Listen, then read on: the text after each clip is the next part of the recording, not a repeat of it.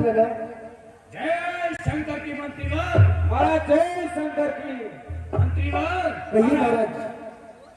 लंका के विशेष दूत सुख और सारंग हमने भ्राता विभीषण के पीछे भेजे थे।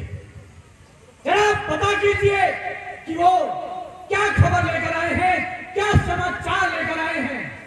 महाराज कुछ ही देरी में सुख और सारंग आने ही वाले होंगे महाराज। उन्हें दरबार में प्रस्तुत किया जाए। क्यों नहीं महाराज।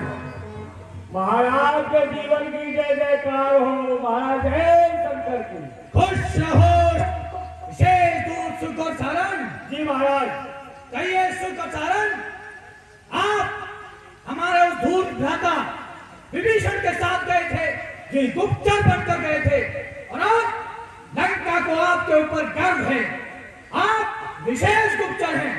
आप जरा हमें वहां की सूचना दीजिए, क्या समाचार है वो हमें जानकारी दीजिए। अरे महाराज समाचार बहुत बड़ा गड़बड़ है। जैसे ही महाराज विभीषण उस रामादल में पहुंचे तो बड़े वाले तपसी ने समुद्र से बालू उठाया और महाराज विभीषण का लंका का राज तिलक कर दिया।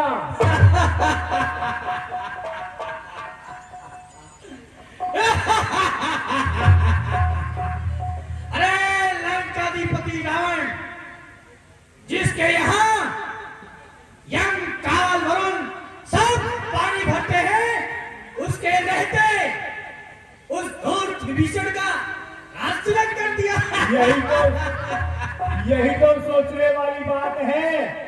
आप उन्होंने जीते जी मार डाले। बताओ आपके मरने के बाद अगर कोई राज देता तो ठीक है, पर आप जिंदे हैं और फिर भी राज तिलक दे दिया। लगता है विभीषण ने अपनी संगति ही पकड़ ली है, धूर्तों की संगति ही पकड़ ली है। और विभीषण महाराज एक बात और कह रहे थे कि लंका के 4 दरवाजे हैं। सारा हमारा भेद वो बताते जा रहे हैं महाराज। अच्छा, और उनका भी भेद में लेकर के आया हूँ। उनके बारे में जानकारी दीजिए सुख और सारंग। 2 योद्धा है बंदर, सबसे विशाल भारी योद्धा है। एक का नाम है हनुमान जो लंका आकर गिरा गया, और एक है अंगद। और महाराज इतना ही नहीं, उन्होंने राम सेतु मार्ग बना दिया है। उन बंदरों में 2 बंदर हैं, नरनील नाम के 2 बंदर। उनके हाथ से पत्थर तैर जाता है, उनके द्वारा ही सेतु मार्ग बना दिया उन्होंने।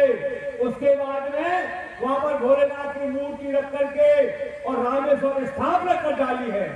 क्या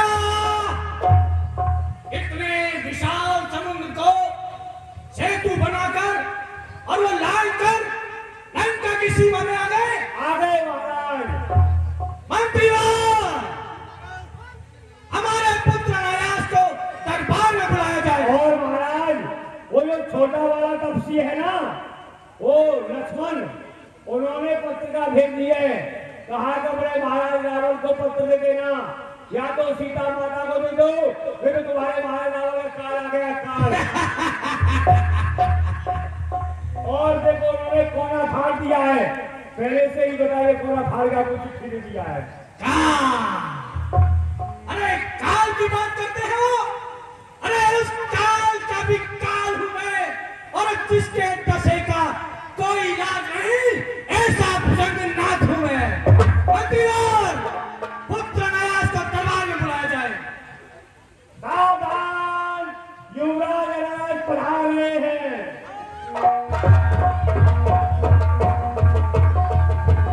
पिताश्री शंकर की जय शंकर के पुत्र। कहिए तत्काल पिताश्री, इस कारण याद करी मेरी, सुनते ही दौड़ा आया हूँ, आने में नहीं करी देरी। शाबाश पुत्र अनायास। कहाँ है अनायास? कहिए पिताश्री। लंका नगरी की जानकारी तुम्हें पूरी है। हमारा धूर्त भ्राता विभीषण हमारे शत्रुओं से जा मिला, और वो लंका के गंभीर राज भी उनके साथ साझा कर रहा है। उनकी सेना, उन 2 तपसी बालकों की सेना, वानर भालुओं की सेना लंका की सीमा में आ चुकी है।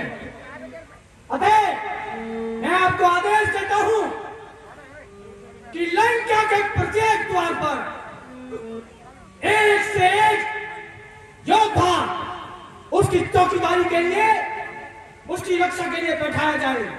जैसे आज्ञा पिताश्री। कोई भी वानर, कोई भी मानव लंका नगरी में प्रवेश न कर सके। और अनायास, पुत्र अनायास, जी पिताश्री। लंका के मुख्य द्वार पर, लंका के मुख्य द्वार पर आप अपने योद्धाओं के साथ सेवा देंगे। कोई वानर, कोई मानव इस लंका नगरी में प्रवेश न कर सके। जैसे आज्ञा पिताश्री।